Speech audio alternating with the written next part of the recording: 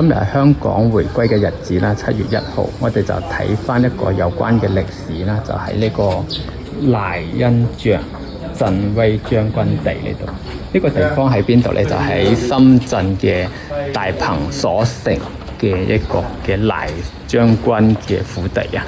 咁你見到有對聯啦，叫秀一鵬山開太雲。咁呢個將軍呢，係當時都係呢個大鵬所城嘅呢個人嚟嘅。咁佢當時都係3代啦，都係一個名將啦。咁就道光皇帝啦，都賜下呢個將軍府俾佢當中啊。呢度嘅地方咧都有關呢個將軍嘅啲嘅簡介嘅。佢喺道光嘅23年啦，咁就被賜咗呢個府地啦。嗱，咁佢都係當時嘅一個抗戰嘅英雄啊。咁我哋嚟到嘅時候可以見到呢度嘅介紹嘅。咁我哋都知就提到啦，即係一個有希望嘅民族唔可以冇英雄啊嘛。一個有前途嘅國家都唔可以冇先鋒嘅。咁呢個就係佢嘅府邸啦。咁我哋都可以邊行咁去邊睇嘅。呢一個地方咧，聽聞都係有600年嘅歷史嘅咯。咁喺當中咧有出過一個楊家將啦，同埋呢個賴家幫啦，都係好出名嘅一個嘅地方啊。咁如果我哋繼續行咧，就見到呢個將軍府邸咧，都係真係好大啊！喺當中你可以見到唔同嘅一個建築嘅風格啦，而且都係保存得好完整嘅。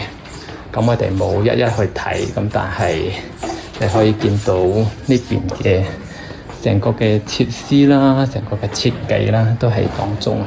咁而家就已經係成為一個展覽㗎啦，展覽當時英國侵佔香港嘅一啲嘅歷史啦，同埋寫咗好多，即係簽咗好多唔平等嘅一啲條約啦，例如南京嘅條約啊咁。咁喺當中咧，你係見到有唔同嘅一啲嘅展覽啦。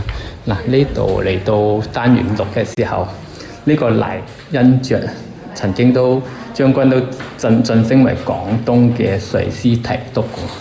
佢都係一個即係幾有名氣嘅一個將軍啊。咁佢都係聽聞係打咗唔知係咪6場仗，仲係幾場仗，咁都係贏咗嘅。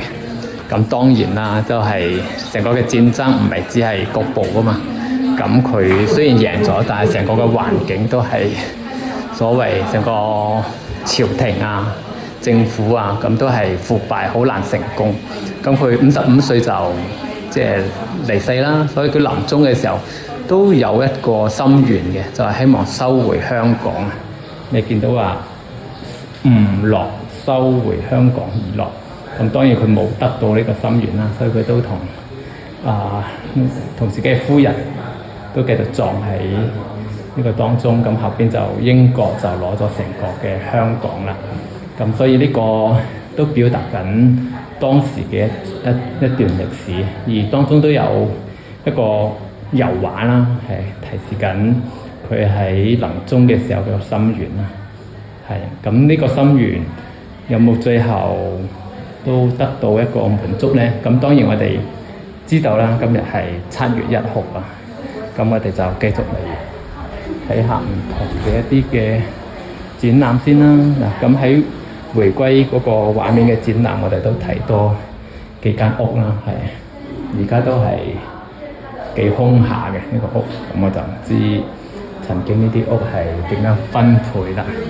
咁今日7月1號都係好多人嘅，你見到有唔同嘅人喺當中去參觀啊，都想了解翻成段嘅歷史啦。呢個單元8就見到香港回歸啦，即係用咗個名叫還我祖元啊，因為當時呢個賴氏嘅當係有一個心願啦，所以佢7·1香港回歸嘅時候，我哋就見到啲後代就翻嚟啦，因為個祖先嘅願望已經達成咗咁都係一個喺今日入邊都幾值得回顧嘅歷史嘅，就喺大鵬所城嘅一個賴將軍嘅府入邊。